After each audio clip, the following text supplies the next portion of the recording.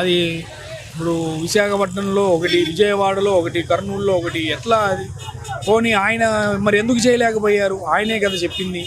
ఆయనే మరి పోనీ వాటికి ఏదైనా ఇనిషియేట్ తీసుకొని మరి ఎందుకని ఏమీ చేయలేకపోయారు? ఏదన్నా చేసుంటే జనాలు నమ్మేవారే కదా ఆయన్ని. మళ్ళీ ఈసారి జగన్మోహన్ రెడ్డి గారు ఒకవేళ అధికారంలోకి వస్తారంటున్నారు, వాళ్ళైతే వస్తారంటున్నారు, ఒకవేళ వస్తారనుకుంటున్నారా? అది కష్టమేనండి. వాళ్ళకే క్లారిటీ లేదు. ఇప్పుడు ఆయన 3 రాజధానులు అన్నాడు. వైజాగ్, విజయవాడ, కర్నూలు అని. ఇప్పుడు ఈ అమరావతి అన్ని రాజధానిగా ప్రకటించాక అలా కాదు మావిగన్ అన్నారు. వాళ్ళకే ఒక స్పష్టత లేనప్పుడు ఇంకా ఆయనకి మళ్ళీ జనాలు ఎలా నమ్మి ఆయనకి ఓట్లు వేస్తారు?